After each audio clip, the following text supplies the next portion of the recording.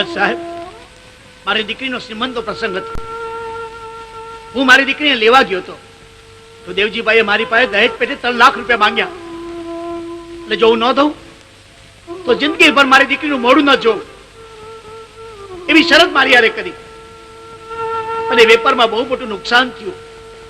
હું રૂપિયા ન દઈ શક્યો એટલે આ લોકોએ મારી દીકરીને મારી નાખી છે સાહેબ, મારી નાખી.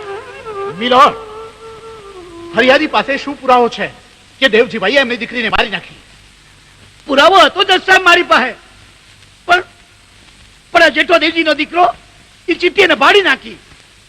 તદ્દન ખોટી વાત છે જજ સાહેબ. મોહનભાઈ કોર્ટને ગેરમાર્ગે દોરી રહ્યા છે. સાચી વાત છે જજ સાહેબ.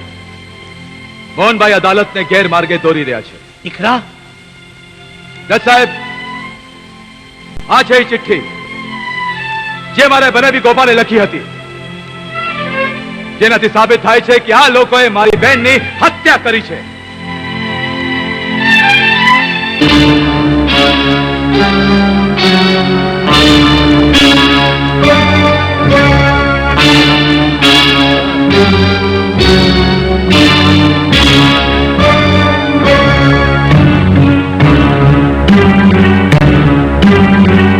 વાંચી લેવા ચિઠ્ઠી જજ સાહેબ, અને પૂરી દેવા ગુનેગારોને જેલના સળિયા પાછળ. હુકમ કરો જજ સાહેબ, હુકમ કરો. જજ સાહેબ, આ લોકો સમાજના એ ગુનેગારો છે જે દહેજ માટે નિર્દોષ કન્યાઓની હત્યા કરે છે. હુકમ કરો જજ સાહેબ, હુકમ કરો. નહીં જજ સાહેબ, આ એક ચિઠ્ઠી નથી. મહાદેવ જુઠ્ઠું બોલે છે. નહીં, આ એક ચિઠ્ઠી છે. ના હોય જજ સાહેબ, હોય જ ન શકે, કારણ કે એ ચિઠ્ઠી તો મેં ફાડીને. શાબાશ, શાબાશ. જોયું જજ સાહેબ, જોયું. આ જેઠો પોતે જ કબૂલ કરે છે કે એને ચિઠ્ઠી ફાડી નાખી છે અને પુરાવાનો નાશ કર્યો છે. તો પછી આ ચિઠ્ઠી કઈ છે? આ ચિઠ્ઠી બનાવટી છે સાહેબ, પણ મારે આ જેઠાલાલના મોડેથી કબૂલાત જોઈતી હતી, એટલા માટે આ નાટક કરવું પડ્યું. આ બદલ માફ માંગુ છું.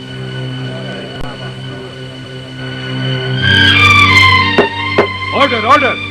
નામદાર જજ સાહેબ, આપ ચુકાદો આપો ને ઈ પહેલા મારે કાંક કહેવાનું છે. હો, કહો. આભાર નામદાર સાહેબ. મારા છોકરાએ ચિઠ્ઠી ફાડી નાખી, એનો અર્થ એવો થોડો થાય છે કે એને પુરાવાનો નાશ કરી નાખ્યો. ઓબ્જેક્શન મિલોર્ડ, પુરાવાનો નાશ કરવા સિવાય આ ચિઠ્ઠી ફાડવાનો બીજો કે હેતુ હોઈ શકે? છે જજ સાહેબ, છે. ચિઠ્ઠી ફાડવા પાછળ મારા દીકરાનો ઈરાદો અમારા આબરૂદાર કુટુંબની આબરૂ બચાવવાનો હતો. અમારા ખાનદાનની આબરૂ ન જાય એ હારું આ વાત જાહેર કરવા નહોતો માંગતો, પણ હવે મારે ન છૂટકે જાહેર કરવું પડશે સાહેબ કે પત્રમાં મારા ખોરડાની પુત્રવધુ ચારિત્રહીન હોવાનો પુરાવો હતો. સાહેબ, ચારિત્રહીન. અરે હા સાહેબ, આ મંડાળ કુંજલના પોતાને હાથે લખાયેલા ઈ કાગળમાં એને પોતાના આડા સંબંધોની કબૂલાત કરી હતી, કબૂલાત. અને આ વાતની અમને લોકોને જાણ થતા શરમના માર્યા એને આપઘાત કર્યો. નહીં નહીં જજ સાહેબ. હા જજ સાહેબ, હા. અને એના આડા સંબંધોનો નફાવટ સાથીદાર હતો આ મહાદેવ. નહીં જજ સાહેબ, સગા ભાઈ જો આવા અધમ કામ કરતા હોય તો આ તો હાલી મળેલો ધર્મનો ભાઈ છે. અને આવા ધર્મના ભાઈઓ જ રાખડી બંધાવીને ભાઈ બહેનના પવિત્ર સંબંધને માથે કાળી ટીલી લગાડે છે, કાળી ટીલી.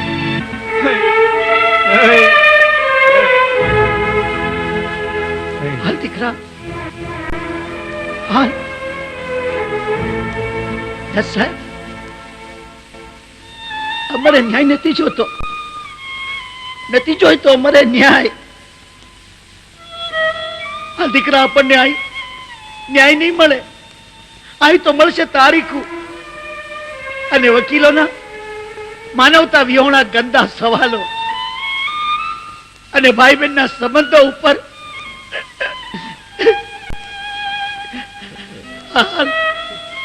હાલ દીકરા, હાલ મારી આરે, હાલ હાલ બેટા, હાલ.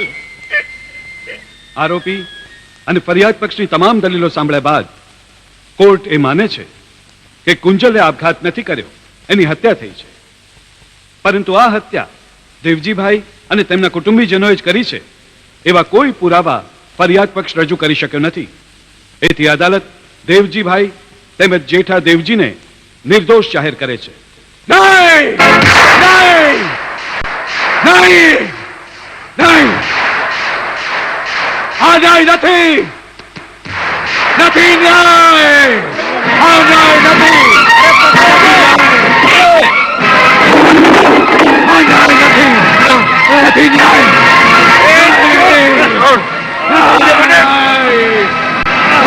નથી!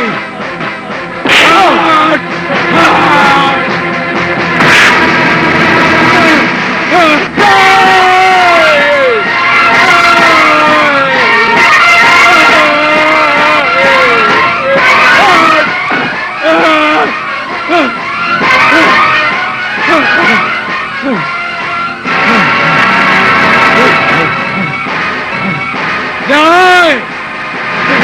અરે ન્યાય જોઈએ! ન્યાય!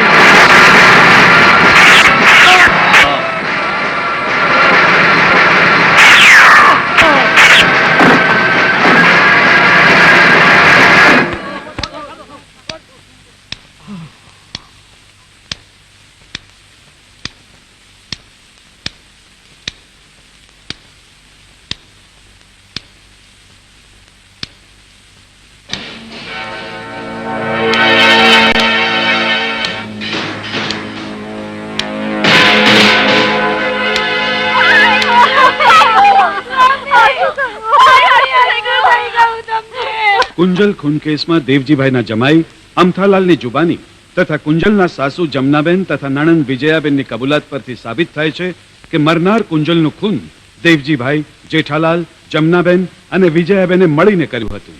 આથી જમનાબેન અને વિજયાબેન જન્મ ટીપની સજા ફરમાવવામાં આવે છે. એ સાચું છે કે પુરાવાના અભાવે આરોપીને નિર્દોષ જાહેર કરાતા મહાદેવે બંનેનું ખૂન કર્યું, પરંતુ કાયદો હાથમાં લેવાનો કોઈને અધિકાર નથી. આથી મહાદેવને આ અદાલત જન્મ ટીપની સજા ફરમાવે છે. ડોક્ટરી અભિપ્રાય મુજબ માનસિક સમતુલા ગુમાવવાના કારણે આ ખૂન થયું હોવાથી અદાલત મહાદેવને પાગલખાનામાં મોકલી આપવાનો હુકમ કરે છે.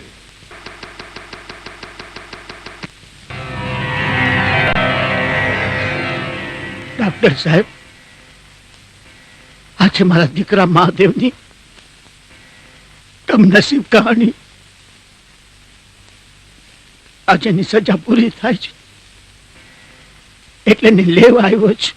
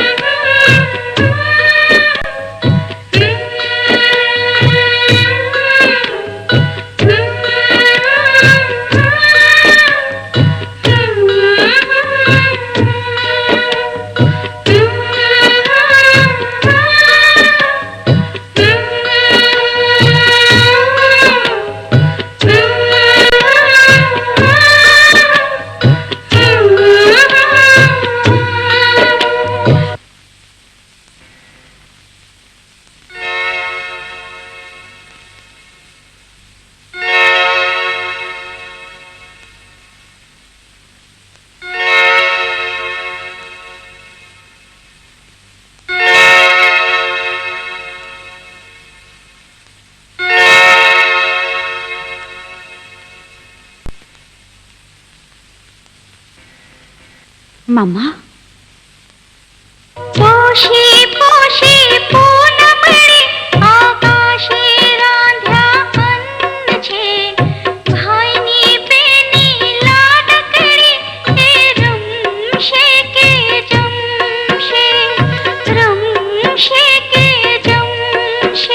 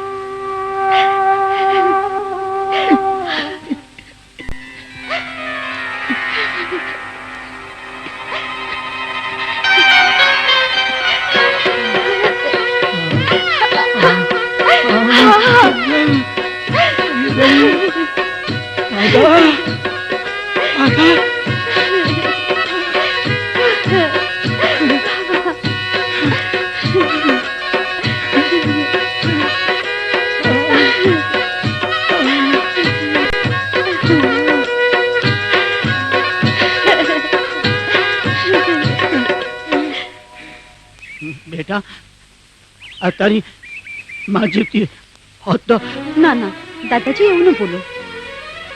આજ મને એક માં નહીં 2 માં મળી છે. હા? હા દાદાજી, 2 માં ભેગી થાય ત્યારે એક મામા બને છે.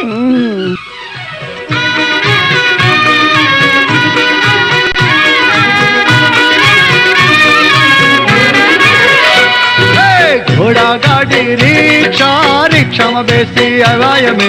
બોલો મારી ચામુંડ માં તમે દર્શન ક્યારે આપશો?